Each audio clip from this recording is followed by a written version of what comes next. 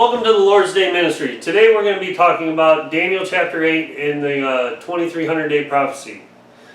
Now let's start in Daniel chapter 8 verse 3. Then I lifted up mine eyes and saw, and behold, there stood before the river a ram which had two horns, and the two horns were high.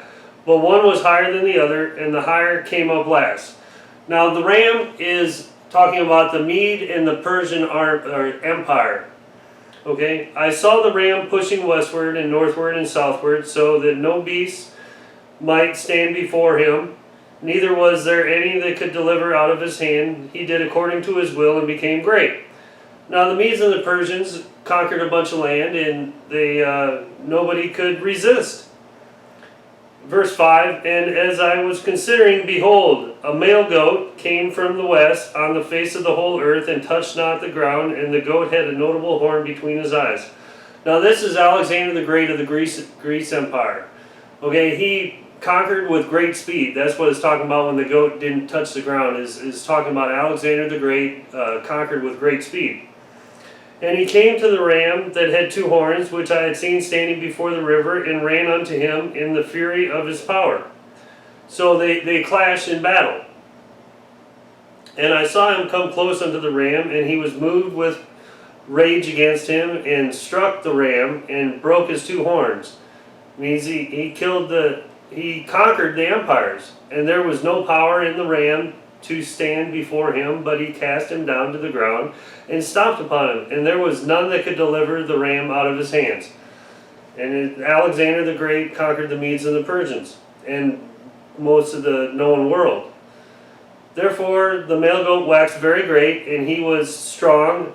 The great horn was broken. Now this is talking about Alexander the Great died at, I believe it was 33 years of age, and it's said that he died from a broken heart because there was nothing left to conquer, because he conquered everything, and he died suddenly and unexpectedly, and we'll never really know what he died from, but he died at a young age, at the peak of his game, and it was unexpected. And it came up four notable ones towards after he's broken in, it came up four notable ones towards the four winds of heaven. And this is talking about, there were four generals, commanders of his army that rose up and took power, but they weren't as great as Alexander. They didn't have the power or influence as Alexander the Great. So there were four that came out of the Greece Empire. And out of one of them came forth a little horn. Now this little horn, it may have a dual meaning, may be Anicoch, or I'm probably not saying that right, but Antioch, I believe, is Antioch the Fourth. It's a little horn, but the 2300 days has nothing to do with Antioch. It has to do with the Antichrist, the beast.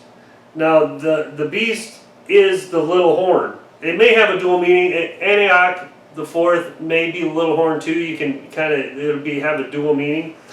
But the 2300 days has nothing to do with Antioch the Fourth. So in verse 9 it says, and out of them came forth a little horn, the Antichrist, which waxed very exceedingly great, toward the south, toward the east, and towards the pleasant land, which is Israel, the promised land. And it waxed great even to the host of heaven, that's God is the host, and it cast down some of the host and of the stars to the ground. So it cast down some of the hosts, which is God.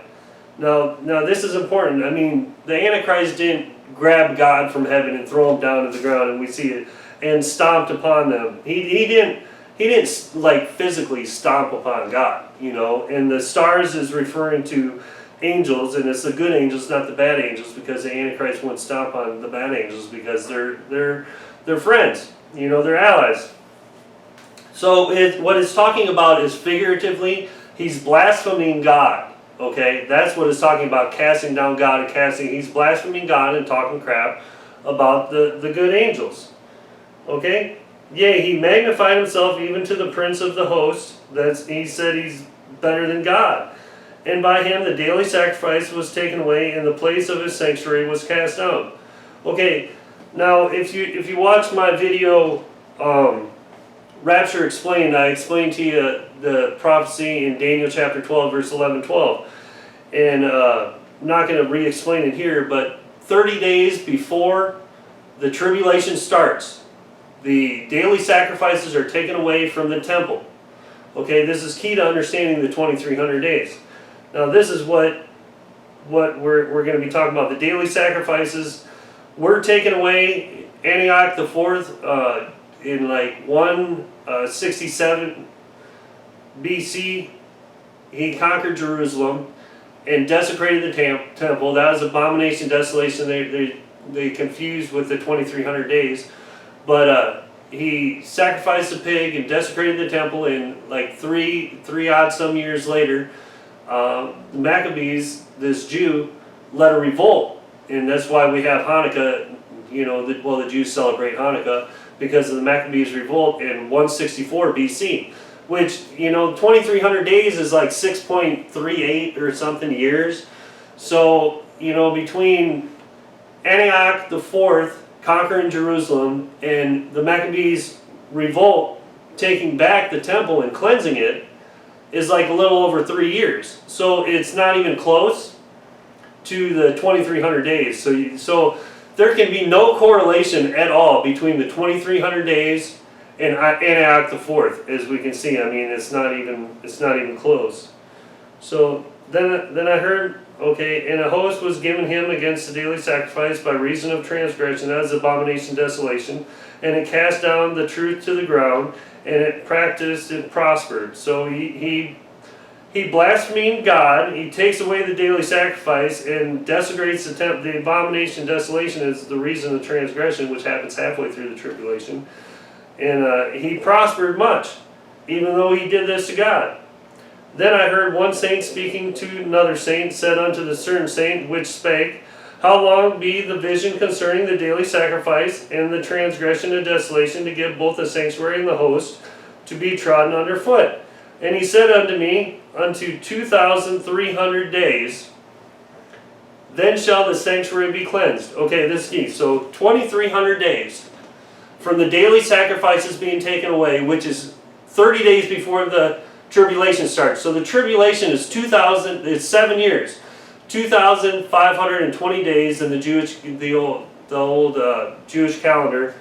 It was 360-day years. Okay, so 2,520 days is 7 years. That's the tribulation. But 30 days before the tribulation starts, the daily sacrifices is taken away. And that's what he's saying, from the daily sacrifices being taken away. So 2,550 days from the daily sacrifices being taken away to the return of Christ. Okay?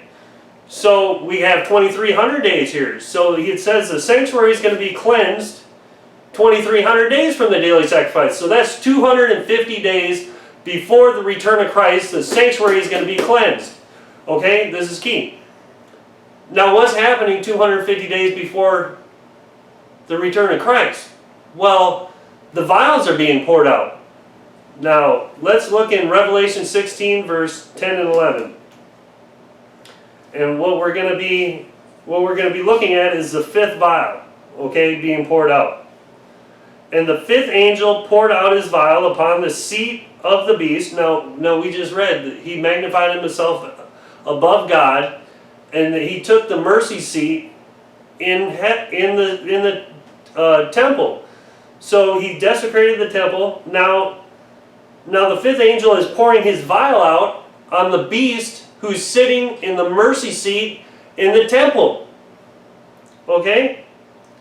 And his kingdom was full of darkness, and they gnawed their tongues for pain. So the wrath of God is being poured out on them, and is causing them pain. And blasphemed the God of heaven because of their pains and their sores, and repented not of their deeds. They're in so much pain, they have sores, they gnawed their teeth.